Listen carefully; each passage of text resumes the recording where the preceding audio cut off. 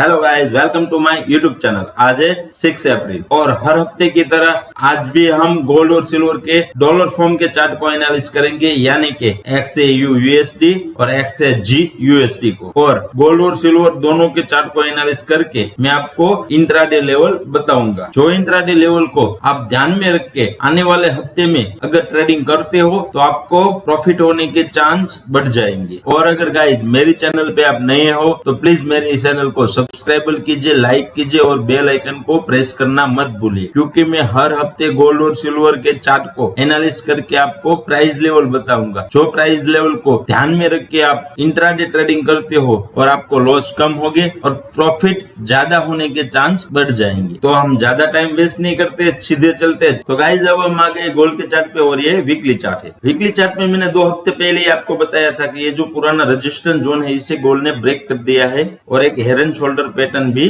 बनाया है। तो 2 हफ्ते पहले ही मैंने आपको यहाँ पर बाय करने के लिए बोला था और जिन लोगों ने गोल्ड को यहाँ पर बाय किया हुआ है वो अपना टारगेट यानी कि $2500 तक होल्ड कीजिए। पर ये तो था एक स्विंग ट्रेड, यानी कि आपको यहाँ पर बाय करना है और आपको टारगेट तक होल्ड करना है और वो टारगेट 1 हफ्ते 2 हफ्ते या 1-2 महीने के बाद भी आ सकता था, क्योंकि ये एक लॉन्ग ट्रेड था और स्विंग ट्रेड था। पर मैं वीकली में आपको इंट्राडे लेवल ही बताता हूँ, तो हम वीकली चार्ट को इंट्राडे लेवल के हिसाब से एनालिसिस करेंगे। देखो वीकली चार्ट में इंट्राडे लेवल के हिसाब से क्या है कि रेजिस्टेंस जोन को गोल्ड ने ब्रेक कर दिया है और एक अच्छा सा अप ट्रेंड भी स्टेब्लिश कर दिया है। तो अब हम जाते हैं इससे छोटे टाइम फ्रेम में, यानी कि डेली टाइम फ्रेम में। एक गोल्ड का डेली टाइम फ्रेम का चार्ट है। डेली टाइम फ्रेम ने गोल्ड ने भी एक अच्छा सा अप ट्रेंड स्टेब्लिश कर दिया है। मैंने आपको 2 हफ्ते पहले ही बताया था कि यहाँ पर गोल्ड टाइम निकाल सकता है या थोड़ा करेक्शन दे सकता है, फिर एक अच्छा सा अप मूव आ सकता है। तो गोल्ड ने अच्छा ही मूवमेंट दिया है, यहाँ पर थोड़ा टाइम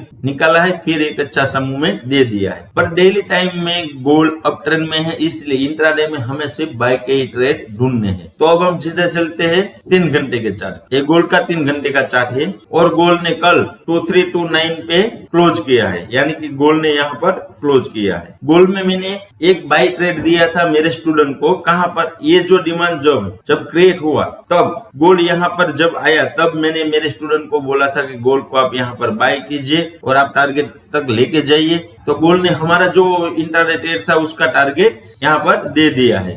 तो मेरे जो स्टूडेंट है उसने प्रॉफिट बुक कर लिया है। पर अब हमें नेक्स्ट वीक क्या करना है? देखो गोल्ड यहाँ से जब भी नीचे आए तो एक अच्छा सा डिमांड जोन है। इस डिमांड जोन को मैंने और मेरे स्टूडेंट ने तो एक बार ट्रेड कर लिया है, पर आप डिमांड और सप्लाई के कॉन्सेप्ट अगर नहीं समझते हो और आपको ड्रॉ करना नहीं आता तो आप इस डिमांड जोन पे ट्रेड नहीं कर पाए होगी, क्योंकि जब ये डिमांड जोन बना तब आप इस डिमांड जोन को ड्रॉ नहीं कर पाए होंगे। पर अब भी ये डिमांड जोन इम्पैक्ट है। ये डिमांड जोन शुरू कहाँ से होता है? 2284 और 2267। तो गोल्ड जब भी यहाँ से नीचे आई तो इस डिमांड जोन पे आप बाय कर सकते हो, पर अब सीधा बाय नहीं कर सकते। हमने यहाँ सीधा ही बाय कर लिया था क्योंकि ये डिमांड जोन नया बना हुआ था, पर इस डिमांड जोन ने प्राइस ने एक बार यहाँ पर टेस्ट कर लिया है, इसलिए अब आपको छोटे टाइम फ्रेम में कंफर्मेशन लेना जरूरी हो जाएगा। जब छोटे टाइम फ्रेम में गोल्ड एक अच्छा सा डिमांड जोन क्रिएट करे तभी आपको इस डिमांड जोन को ट्रेड करना है। और अगर प्राइस इस डिमांड जोन को तोड़ के नीचे आए तो यहाँ पर एक अच्छा सा डिमांड जोन है। ये शुरू कहाँ से होता है? 2248